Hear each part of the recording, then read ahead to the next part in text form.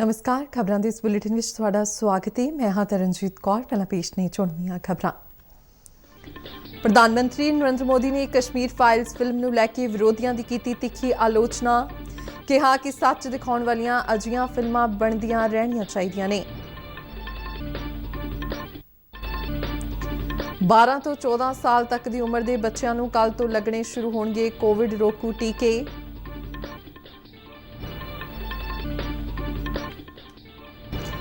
ਭਗਵੰਤ ਮਾਨ ਕੱਲ ਖਟਕੜ ਕਲਾ ਵਿਖੇ ਮੁੱਖ ਮੰਤਰੀ ਦੇ ਅਹੁਦੇ ਦੀ ਸਹੁੰ ਚੁੱਕਣਗੇ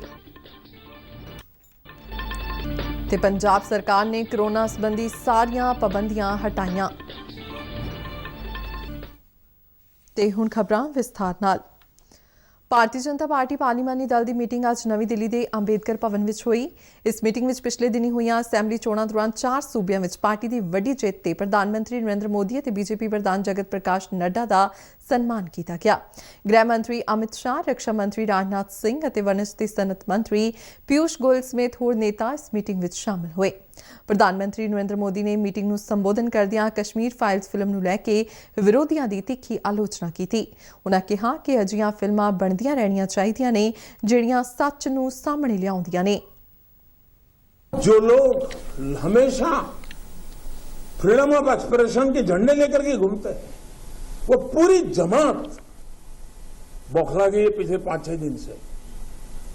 और ये फिल्म का तथ्यों के आधार पर, आर्ट के आधार पर उसकी विवेचना करने के बजाय उसको डिस्क्रेडिट करने के लिए बड़ा मुहिम चला है। आपने देखा होगा एक पूरी इकोसिस्टम कोई सत्य उजागर करने का साहस करे, उसको जो सत्य लगा उसने प्रस्तुत करने की कोशिश की, लेकिन उस सत्य को न समझने की तैयारी, न स्वीकारने की तैयारी है, न ही दुनिया इसको देखे इसके लिए उनकी मंजूरी है।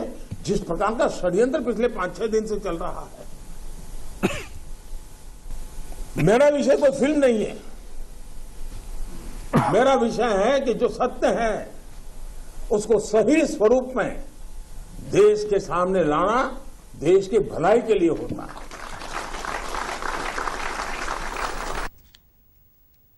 ਰੱਖਿਆ ਮੰਤਰੀ ਰਾਜਨਾਥ ਸਿੰਘ ਨੇ ਜ਼ੋਰ ਦੇ ਕੇ ਆਖਿਆ ਕਿ ਭਾਰਤ ਵਿੱਚ ਹਥਿਆਰਾਂ ਨੂੰ ਰੱਖਣ ਦਾ ਸਿਸਟਮ ਬਹੁਤ ਸੁਰੱਖਿਅਤ, ਮਜ਼ਬੂਤ ਅਤੇ ਭਰੋਸੇਯੋਗ ਹੈ। ਉਨ੍ਹਾਂ ਕਿਹਾ ਕਿ ਸਰਕਾਰ ਹਥਿਆਰ ਰੱਖਣ ਦੀ ਵਿਵਸਥਾ ਨੂੰ ਸਰਵਉੱਚ ਤਵੱਜੋ ਦਿੰਦੀ ਹੈ। ਪਿਛਲੇ ਹਫ਼ਤੇ ਅਣਜਾਣੇ ਵਿੱਚ ਮਿਜ਼ਾਈਲ ਫਾਇਰਿੰਗ ਹੋਣ ਦੀ ਘਟਨਾ ਬਾਰੇ ਰਾਜ ਸਭਾ ਵਿੱਚ ਬਿਆਨ ਦਿੰਦਿਆਂ ਰਾਜਨਾਥ ਸਿੰਘ ਨੇ ਕਿਹਾ ਕਿ ਦੇਸ਼ ਵਿੱਚ ਸੁਰੱਖਿਆ ਮਾਣਕ ਅਤੇ ਨਿਯਮ ਉੱਚ ਪੱਧਰ ਦੇ ਨੇ ਅਤੇ ਸਮੇਂ-ਸਮੇਂ ਤੇ ਇਹਨਾਂ ਦੀ ਸਮੀਖਿਆ ਕੀਤੀ ਜਾਂਦੀ ਹੈ।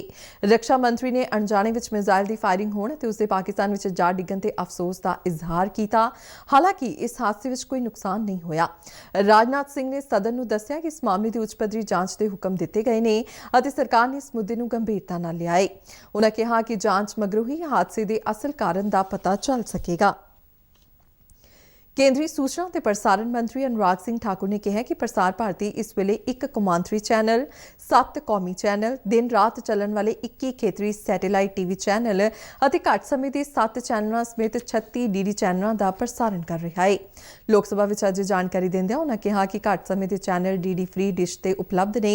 ਅਨੁਰਾਗ ਸਿੰਘ ਠਾਕੁਰ ਨੇ ਕਿਹਾ ਕਿ ਪ੍ਰਸਾਰ ਭਾਰਤੀ ਦਾ YouTube ਚੈਨਲ ਵੀ ਹੈ ਜਿੱਥੋਂ ਦਰਸ਼ਕ ਡੀਡੀ ਕਿਸਾਨ ਚੈਨਲ ਦੇਖ ਸਕਦੇ ਨੇ। YouTube ਚੈਨਲ ਤੇ ਵੱਖ-ਵੱਖ ਪ੍ਰੋਗਰਾਮ ਦੁਨੀਆ ਭਰ ਵਿੱਚ ਉਪਲਬਧ ਨੇ। ਉਨ੍ਹਾਂ ਕਿਹਾ ਕਿ ਡੀਡੀ ਕਿਸਾਨ ਅਜਿਹੇ ਚੈਨਲਾਂ ਦੀ ਲਿਸਟ ਵਿੱਚ ਸ਼ਾਮਲ ਹੈ ਜਿਸ ਨੂੰ ਦੇਸ਼ ਦੇ ਸਾਰੇ cable operator, private DTH operator ਅਤੇ ਇੰਟਰਨੈਟ ਪ੍ਰੋਟੋਕਾਲ ਟੈਲੀਵਿਜ਼ਨ ਸੇਵਾ ਦੇਣ ਵਾਲੇ ਲਾਜ਼ਮੀ ਤੌਰ ਤੇ ਦਿਖਾ ਰਹੇ ਨੇ। 12 ਤੋਂ 14 ਸਾਲ ਦੀ ਉਮਰ ਦੇ ਬੱਚਿਆਂ ਨੂੰ ਕੱਲ 16 ਮਾਰਚ ਤੋਂ ਕੋਵਿਡ ਰੋਕੂ ਟੀਕੇ ਲਗਾਏ ਜਾਣਗੇ। ਕੇਂਦਰੀ ਸਿਹਤ ਸਕੱਤਰ ਰਾਜੇਸ਼ ਭੂਸ਼ਣ ਨੇ ਇਸ ਬਾਰੇ ਸਾਰੇ ਸੂਬਿਆਂ ਤੇ ਕੇਂਦਰ ਸ਼ਾਸਿਤ ਪ੍ਰਦੇਸ਼ਾਂ ਦੇ ਮੁੱਖ ਸਕੱਤਰਾਂ ਅਤੇ ਪ੍ਰਸ਼ਾਸਕਾਂ ਨੂੰ ਇੱਕ ਖੱਤ ਲਿਖਿਆ ਹੈ। ਬੱਚਿਆਂ ਨੂੰ ਸਿਰਫ ਕੋਰਬੇਵੈਕਸ ਟੀਕਾ ਲਗਾਇਆ ਜਾਵੇਗਾ। ਰਾਜੇਸ਼ ਭੂਸ਼ਣ ਨੇ ਕਿਹਾ ਕਿ 60 ਅਤੇ ਇਸ ਤੋਂ ਵੱਧ ਉਮਰ ਦੇ ਲੋਕਾਂ ਨੂੰ ਇਹਤਿਆਤੀ ਟੀਕੇ ਲਗਾਏ ਜਾਣਗੇ। ਕੋਵਿਡ ਦੇ ਦੂਜੇ ਟੀਕੇ ਦੇ 9 ਮਹੀਨੇ ਪੂਰੇ ਹੋਣ ਤੇ ਇਹਤਿਆਤੀ ਟੀਕਾ ਲਗਾਇਆ ਜਾਵੇਗਾ। ਭਾਰਤ ਦੀ ਕੌਮੀ ਕੋਵਿਡ ਟੀਕਾਕਰਨ ਮੁਹਿੰਮ ਪਿਛਲੇ ਵਰੇ 16 ਜਨਵਰੀ ਨੂੰ ਸਿਹਤ ਦੇਖਭਾਲ ਕਾਮਿਆਂ ਅਤੇ ਮੋਹਲੀ ਕਤਾਰ ਦੇ ਵਰਕਰਾਂ ਦੇ ਟੀਕਾਕਰਨ ਨਾਲ ਸ਼ੁਰੂ ਹੋਈ ਸੀ। ਰਾਜੇਸ਼ ਭੂਸ਼ਣ ਨੇ ਕਿਹਾ ਕਿ ਕੌਮੀ ਕੋਵਿਡ ਟੀਕਾਕਰਨ ਪ੍ਰੋਗਰਾਮ ਤਹਿਤ 95.5% ਯੋਗ ਲੋਕਾਂ ਨੂੰ ਘੱਟੋ-ਘੱਟ ਪਹਿਲੀ ਖੁਰਾਕ ਦਿੱਤੀ ਜਾ ਚੁੱਕੀ ਹੈ।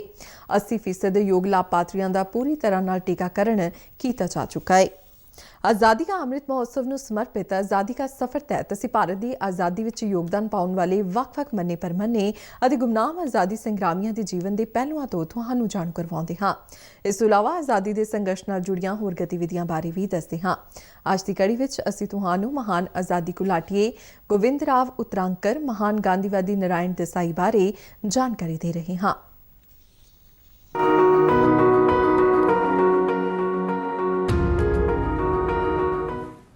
ਅੱਜ ਦੀ ਕੜੀ ਵਿੱਚ ਅਸੀਂ ਮੰਨੇ ਪਰਮੰਨੇ ਆਜ਼ਾਦੀ ਘੁਲਾਟੀਏ ਗੋਬਿੰਦ ਰਾਵ ਉਤਰਾਂਕਰ ਨੂੰ ਯਾਦ ਕਰ ਰਹੇ ਹਾਂ। ਉਹਨਾਂ ਦਾ ਜਨਮ 1917 ਨੂੰ ਅੱਜ ਦੇ ਦਿਨ ਗੁਜਰਾਤ ਦੇ ਮਹਿਸਾਨਾ ਵਿੱਚ ਹੋਇਆ ਸੀ। ਉਹਨਾਂ ਨੇ 1942 ਵਿੱਚ ਭਾਰਤ ਛੱਡੋ ਅੰਦੋਲਨ 'ਚ ਹਿੱਸਾ ਲਿਆ। ਕ੍ਰਿਸ਼ਨ ਰਾਵ ਉਤਰਾਂਕਰ ਦੇ ਪੁੱਤਰ ਗੋਬਿੰਦ ਰਾਵ ਮੁੱਖ ਅਧਿਆਪਕ ਸਨ। 25 ਦਸੰਬਰ 1942 ਨੂੰ ਉਹਨਾਂ ਨੇ ਭਾਰਤ ਛੱਡੋ ਅੰਦੋਲਨ ਦੌਰਾਨ ਵਿਸਨਾਨਗਰ ਦੀ ਇੱਕ ਰੈਲੀ ਵਿੱਚ ਹਿੱਸਾ ਲਿਆ।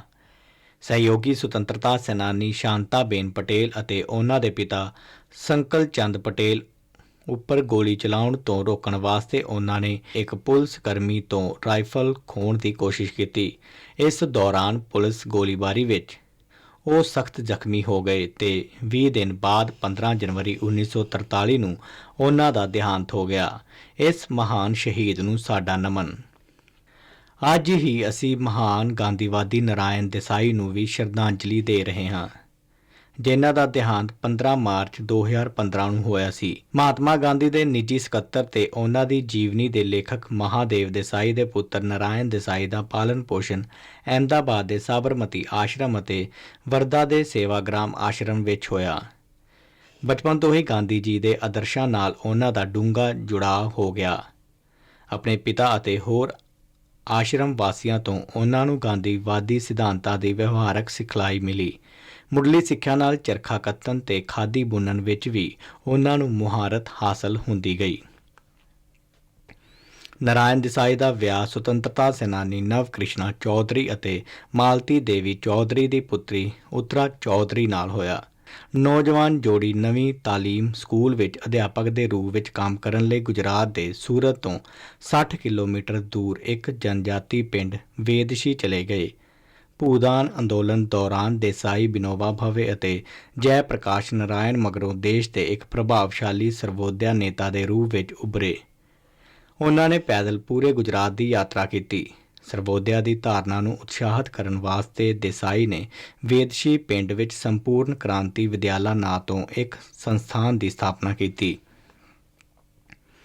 ਆਪਣੇ ਪਿਤਾ ਨੂੰ ਸ਼ਰਧਾਂਜਲੀ ਸਵਰੂਪ ਉਹਨਾਂ ਨੇ 4 ਅਧਿਆਏ ਵਿੱਚ ਮਹਾਤਮਾ ਗਾਂਧੀ ਦੀ ਜੀਵਨੀ ਲਿਖੀ ਤੇ ਉਹਨਾਂ ਦੇ ਪਿਤਾ ਦਾ ਸੁਪਨਾ ਸੀ, ਜਿਸ ਨੂੰ ਉਹ 15 ਅਗਸਤ 1942 ਨੂੰ ਜੇਲ੍ਹ ਵਿੱਚ ਅਚਾਨਕ ਮੌਤ ਹੋਣ ਕਾਰਨ ਪੂਰਾ ਨਹੀਂ ਕਰ ਸਕੇ ਸਨ।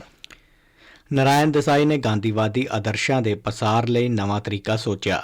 ਮਹਾਤਮਾ ਗਾਂਧੀ ਦੇ ਜੀਵਨ ਦਰਸ਼ਨ ਅਤੇ ਮਿਸ਼ਨ ਉੱਪਰ ਆਧਾਰਿਤ ਗਾਂਧੀ ਕਥਾਵਾਂ ਦੇ ਮਾਧਿਅਮ ਨਾਲ ਉਹ ਜਨ ਤੱਕ ਗਾਂਧੀ ਜੀ ਦੇ ਵਿਚਾਰ ਪਹੁੰਚਾਉਣ ਲੱਗੇ। ਗਾਂਧੀ ਕਥਾ ਗੁਜਰਾਤੀ ਅਤੇ ਅੰਗਰੇਜ਼ੀ ਵਿੱਚ ਹਫ਼ਤਾ ਭਰ ਚੱਲਣ ਵਾਲਾ ਆਯੋਜਨ ਹੁੰਦਾ, ਜਿਸ ਨੂੰ ਸੰਗੀਤ ਅਤੇ ਗੀਤਾਂ ਦੇ ਨਾਲ ਰਵਾਇਤੀ ਭਾਗਵਤ ਕਥਾ ਸ਼ੈਲੀ 'ਚ ਪੇਸ਼ ਕੀਤਾ ਜਾਂਦਾ ਸੀ।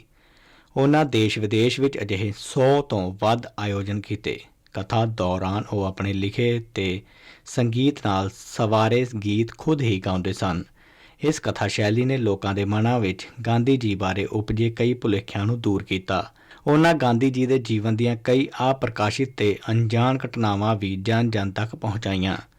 ਸਾਲ 2011 ਵਿੱਚ ਅਹਿਮਦਾਬਾਦ ਪ੍ਰਬੰਧਨ ਸੰਘ ਨੇ ਗਾਂਧੀ ਕਥਾ ਦਾ ਅੰਗਰੇਜ਼ੀ ਅਨੁਵਾਦ ਪ੍ਰਕਾਸ਼ਿਤ ਕੀਤਾ। ਨਾਰਾਇਣ ਦੇਸਾਈ ਨੇ ਹਮੇਸ਼ਾ ਅਤਿਅੰਤ ਸਾਦਗੀ ਤੇ ਸਮਰਪਣ ਵਾਲਾ ਜੀਵਨ ਬਿਤਾਇਆ।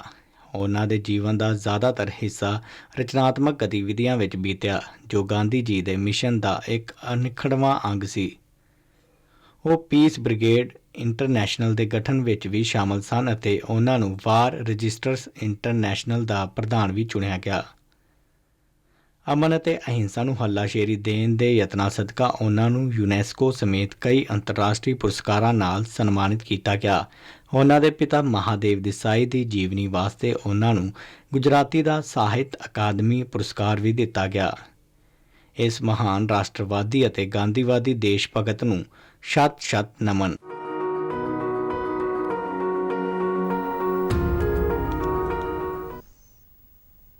ਪੰਜਾਬ ਦੇ ਨਾਮਜ਼ਦ ਮੁੱਖ ਮੰਤਰੀ ਭਗਵੰਤ ਮਾਨ ਭਲਕੇ 16 ਮਾਰਚ ਨੂੰ ਸ਼ਹੀਦ ਆਜ਼ਮ ਭਗਤ ਸਿੰਘ ਦੇ ਜੱਦੀ ਪਿੰਡ ਖਟਕੜ ਕਲਾਂ ਵਿਖੇ ਮੁੱਖ ਮੰਤਰੀ ਵਜੋਂ ਸਹੁੰ ਚੁੱਕਣਗੇ। ਭਗਵੰਤ ਮਾਨ ਨੇ ਸਹੁੰ ਚੁੱਕ ਸਮਾਗਮ ਵਿੱਚ ਆਮ ਲੋਕਾਂ ਨੂੰ ਸ਼ਾਮਲ ਹੋਣ ਦਾ ਸੱਦਾ ਦਿੱਤਾ ਹੈ। ਉਨ੍ਹਾਂ ਕਿਹਾ ਕਿ ਆਮ ਆਦਮੀ ਪਾਰਟੀ ਨੇ ਰਾਜ ਭਵਨ ਵਿੱਚ ਸਮਾਗਮ ਨਾ ਕਰਵਾ ਕੇ ਰਵਾਇਤ ਨੂੰ ਤੋੜਿਆ ਹੈ ਤੇ ਇਸ ਦਾ ਮੰਤਵ ਮਹਾਨ ਸ਼ਹੀਦਾਂ ਨੂੰ ਸ਼ਰਧਾਂਜਲੀ ਦੇਣਾ ਹੈ।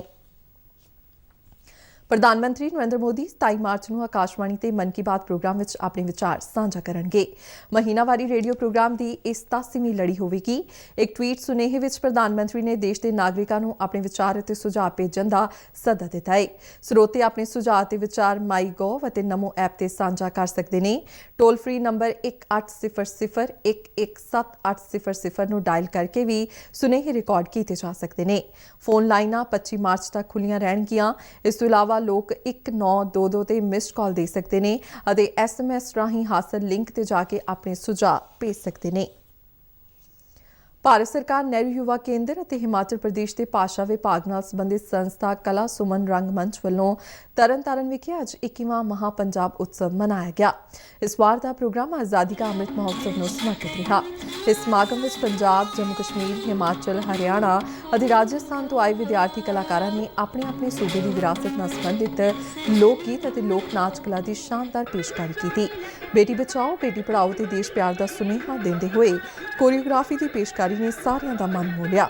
ਇਸ ਮੌਕੇ ਜਲੰਧਰ ਦੂਰਦਰਸ਼ਨ ਕੇਂਦਰ ਦੇ ਸਾਬਕਾ DDG ਓਮ ਗੌਰੀ ਦੱਤ ਸ਼ਰਮਾ, ਪੱਤਰ ਸੂਚਨਾ ਦਫ਼ਤਰ ਦੇ ਸਾਬਕਾ ਅਧਿਕਾਰੀ ਬਲਵਿੰਦਰ ਅਤਰੀ ਅਤੇ ਕਲਾ ਸੁਮਨ ਰੰਗਮੰਚ ਦੇ ਡਾਇਰੈਕਟਰ ਰਮੇਸ਼ ਸਿੰਘ ਚੰਦੇਲ ਸਮੇਤ ਵੱਡੀ ਗਿਣਤੀ ਵਿੱਚ ਪਤਵੰਤੇ ਹਾਜ਼ਰ ਸਨ।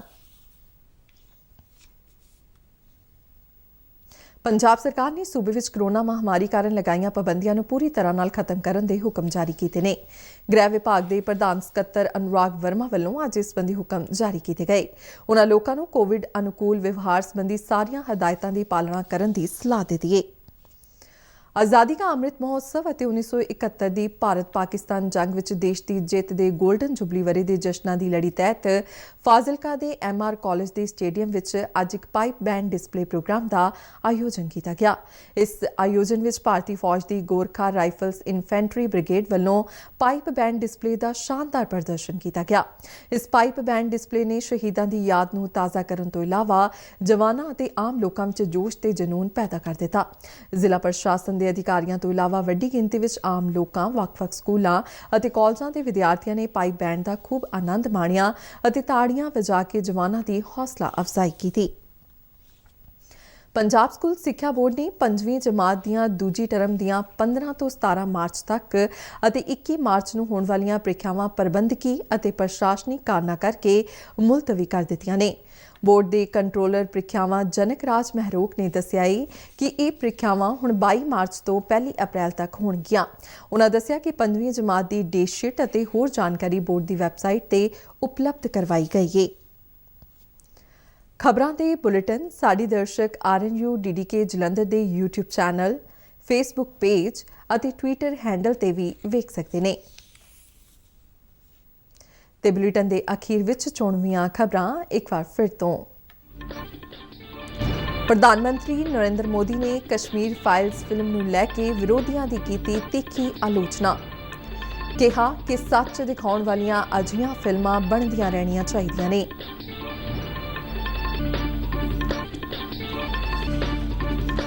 12 ਤੋਂ 14 ਸਾਲ ਤੱਕ ਦੀ ਉਮਰ ਦੇ ਬੱਚਿਆਂ ਨੂੰ ਕੱਲ੍ਹ ਤੋਂ ਲੱਗਣੇ ਸ਼ੁਰੂ ਹੋਣਗੇ ਕੋਵਿਡ ਰੋਕੂ ਟੀਕੇ।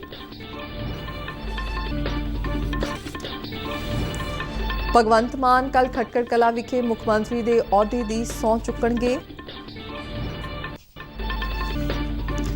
ਤੇ ਪੰਜਾਬ ਸਰਕਾਰ ਨੇ ਕਰੋਨਾ ਸੰਬੰਧੀ ਸਾਰੀਆਂ ਪਾਬੰਦੀਆਂ ਹਟਾਈਆਂ। ਤੇ ਇਸ ਨਾਲ ਹੀ ਖਬਰਾਂ ਦਾ ਇਹ ਬੁਲੇਟਿਨ ਖਤਮ ਹੋਇਆ। ਮੈਂ ਮਾਸਕ ਲਗਾ ਕੇ ਸਟੂਡੀਓ ਤੋਂ ਬਾਹਰ ਜਾ ਰਹੀ ਹਾਂ। ਬਾਹਰ ਜਾਣ ਵੇਲੇ ਤੁਸੀਂ ਵੀ ਮਾਸਕ ਲਗਾ ਕੇ ਜਾਓ। ਇਜਾਜ਼ਤ ਦਿਓ। ਨਮਸਕਾਰ।